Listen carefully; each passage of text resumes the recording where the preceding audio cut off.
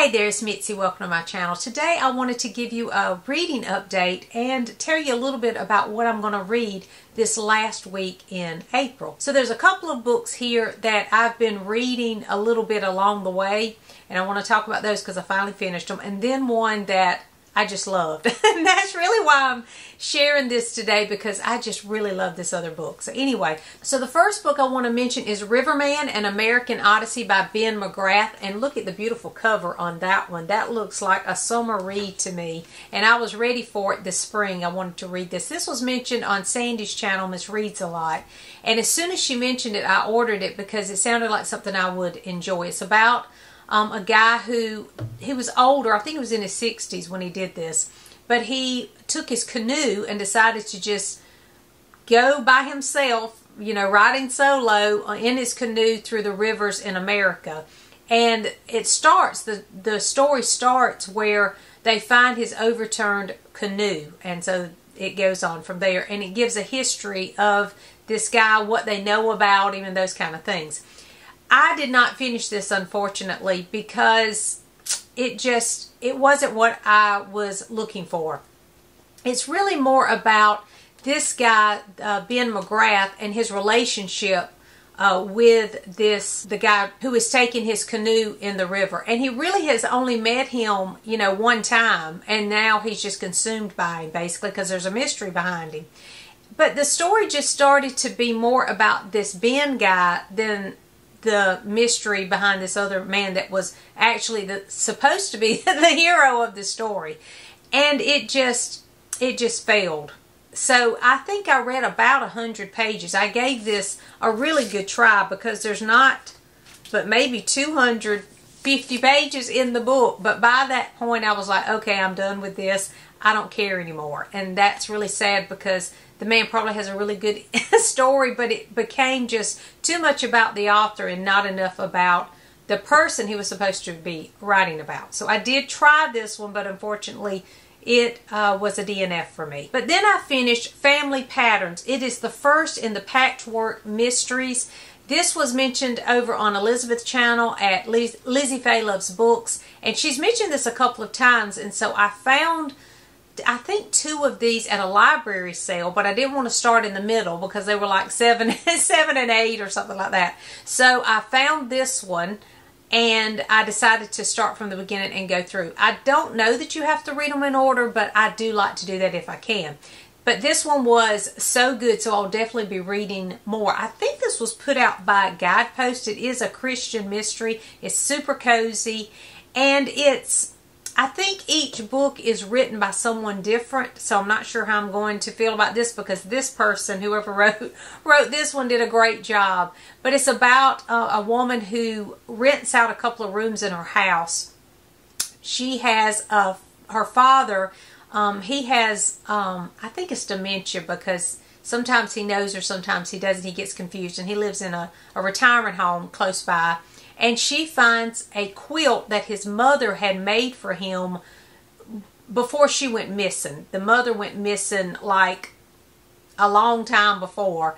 And so there's a mystery behind who this person is. And there is this quilt. And so as this woman is mending the quilt for her father, she finds clues in the quilt to find out more about his mother who went missing so many years before. It was really a great mystery. But it wasn't just the mystery of what happened to this woman, but also the relationships were really good too. They were just heartwarming relationships with the 2 women that were renting rooms at this house, and their backstory and some things that just had a little twist in that was interesting. Her son, the woman that owns the house that's trying to find the clues and repairing the quilt, her son and his family moved back to town, and so there's some with the kids. She's got 2 granddaughters, and there's some cute things that happen with them in here too. So it was just a heartwarming kind of story, but the mystery was really good too. So I enjoyed this, and I do plan on picking up the next one in this series. Let me know if you've read any of the Patchwork Mysteries. But then I read this one yesterday. I read the whole thing. I could not put it down. It was so good. And it's an Agatha Christie. It's called Death Comes as the End. I think she wrote this one in the 1940s. It was so good, and it was such a surprise. I didn't know how I would feel about it, because this is, for Agatha Christie, it's a historical fiction. It is set in ancient Egypt. And because it was so different than everything else I've ever read by Agatha Christie, I wasn't sure how I would feel about it. But wow, it was wonderful from start to finish. I mean, really, I just could not put this one down. It was so good. The setup on this one was perfect. The characters were great. Halfway through it, I will say, because I was just so surprised at how much I enjoyed it, since it was so different. You know, set in ancient Egypt is a lot different than her other books. And so halfway through, I was like, why am I enjoying this so much? What is it about this one?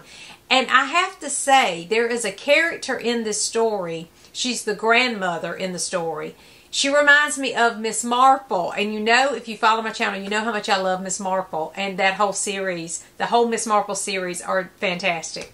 And so I feel like this is Miss Marple in ancient Egypt. That's what I feel like. Now, it doesn't play out that way exactly, but there is a feeling of a Miss Marple in this book, and I think that's why I loved it so much. I know that doesn't make any sense, because Miss Marple, you know, is this a little village town or whatever, but it does have a Miss Marple feel to it. If you've read this, let me know if you feel that way too, because I might be the only one. I'm always looking for Miss Marple.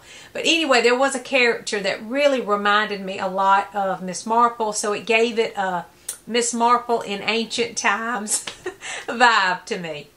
So I highly recommend this one. I loved the plot. I loved the characters. It was so fast paced, and again, just such a surprise because it's set in ancient Egypt, which was something I was not expecting to love so much, but it was fantastic. I don't know if there's an adaptation. If there is a film adaptation of this one, let me know. I doubt it, because it's so different than her other books. I haven't heard many people talk about this one. Maybe I've just not recognized it. I'm not sure. And I can see that you would probably have more film adaptations, and the others would be more popular because they're similar. You know, they're set at the same time period and they're similar. But wow, this one you need to read if you enjoy Agatha Christie. This was great, and it's a standalone too, so you don't have to, if you're trying to read all the Miss Marple or Poirot or something, you don't have to read this in any kind of order. So I highly recommend. This was such a find for me, and I'm so glad that I read it. So those are the books that I finished up this past week, and I really enjoyed those last 2. That Patchwork Mysteries was a great one, and then immediately I started Agatha Christie. So the past few days have been really good reads for me. And I'm also reading another book right now that I'm about halfway finished with. This is a book called Land of Silence, and it's by a new-to-me author, Tessa Afshar, I think. She's super popular, and a lot of people like her historical fiction. This is biblical fiction. And I wasn't sure how I would feel about it, but again, this book is so popular, I wanted to give it a try. I am participating in a challenge, a reading challenge that is for every month of this year, and it's hosted by Jeanette over at Jane Reads. And for, I think it was April, we were to read a new to us author, so that's why I picked this one. I'm hoping it's April because that's what I'm reading. But this was my new to me author, and I'm really enjoying this. I'm only halfway through, so I'm not going to talk too much about it. But I do plan on picking this up tonight and probably finishing it within the next couple of days. So I'm working on that this week.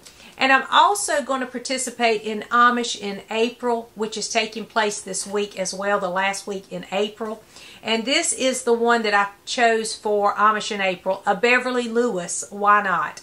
So this is The Preacher's Daughter, and this is the first one in Anna's People. I think it's a trilogy, but the little series by Beverly Lewis is called Anna's People, and this is the first one. I don't know anything about this. I chose this because it is Amish, and I have a lot of Beverly Lewis that I haven't read. Now, back in the day, I read a lot of Beverly Lewis, but she wrote tons of books, and so I still have several series that I haven't read. And for me, she's like the pioneer of Amish Christian fiction, so that's why I chose this one.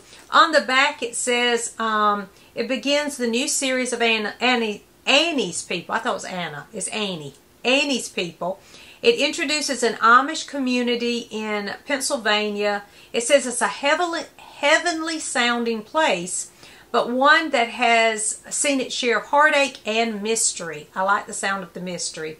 A moving story of friendship, secrets, and love. So I'm sure I love Beverly Lewis's writing style, so I'm sure I'll love this one. And I'm looking forward to it because if I do enjoy it, I'll pick up the others in this series. And by the way, for the Christian Fiction Reading Challenge that I'm participating in over at Jane Reads, the next one for May is to read a book that has a Christian fiction that has a one-word title. Well, I really had trouble finding that because I want to read things off of my shelf, and I couldn't really find anything. I know that a lot of the one-word titles in Christian fiction are usually like suspenseful books. There's a lot of those out there with one word. But I did have this book, and so I think I'm going to use this one. Give me your opinion, and I think it'll be okay. I mean, I can read what I want to, right? But it does have the, and it's another Beverly Lewis, and this one is super popular. And I don't think I've read this one, but it was a super popular Beverly Lewis at the time. It's called The Atonement. But I'm going to just call it Atonement instead of The Atonement, because, you know, the is just the article in the title anyway. So let me know if you agree with me. Should I go with that? Do you know a one-word title? I really wanted to read something off of my shelf, and this, because I was reading the other Beverly Lewis, I thought, well, I could pick up another one. Now, I won't read this for Amish in April. I'll read this in May because I'm participating in that reading challenge. But let me know if you've read this. It's, again, I think a pretty popular one by Beverly Lewis. If you follow my channel, you know that this year I am doing a little journey through Shakespeare. I have read several Shakespeare plays, and I want to try to read at least 4 this year, but I haven't read any so far. So I'm going to try to read one. But I wanted to mention a book that's on my nightstand right now. Faith over at Faith and Books, she mentioned this sometime last year that she had read this and she recommended it. So I picked up a used copy. It's called Brush Up Your Shakespeare by Michael McCrone. This is really a good introduction to Shakespeare. It's just little, you know, Shakespeare, if you know anything about Shakespeare, you know that we get a lot of our phrases from Shakespeare plays and sonnets. And so this goes through, and it's just different phrases that we have got taken from his plays, like The Marriage of True Minds, Masters of Their Fates, Method in the Madness. And what happens is, as you go through, you read the quote from the play where it's found, and then a little bit about what it means and what it means in the Shakespeare play. What I do love about this too, now I haven't read much of it, I've just started it, but what I loved is at the very beginning, it gives you a list of the Shakespeare plays and the sonnets, and it goes through and gives you the year that they think that he wrote those plays. Of course, it's around that time. They're not really sure exactly, and the author states that at the beginning. He doesn't want to be, you know, too specific on things, but he tries to give you the order in which he wrote those. And I found that to be interesting to see, okay, where did he start, and what, you know, where did certain famous plays that we all know kind of fall in that sequence. So I found that to be interesting too. But this is really a handy little tool to have if you're studying Shakespeare. So I am reading this. This is on my nightstand, and I just pick it up and read a couple of the little pieces out of this as I'm going. So thank you to Faith, by the way, for sharing this, because this was a great addition to my Shakespeare journey. And I'm also thinking this week of reading The Merchant of Venice. I have this No Fear Shakespeare of that one, and I really like these because they're for high school students, so it makes it super easy for someone like me to understand. So I do like these because you have the original play on one side and then the modern English version on the other, and a lot of extras to help you understand as you go. If you have watched The Merchant of Venice, you know of a great version for me to watch. Let me know, because I do, of course, want to watch the play before I read it. So I'm going to look for that this week. I'm going to check around and see if I can find a good one, maybe on YouTube or, you know, somewhere else, one of the, like Netflix or Amazon Prime or somewhere like that. So let me know if you know of a good one for me to watch, because I do want to watch it before I read this one. But those are the books that I am planning on working on this week. Of course, Amish in April, I want to read The Preacher's Daughter, and then I want to finish Land of Silence first before I move to that one.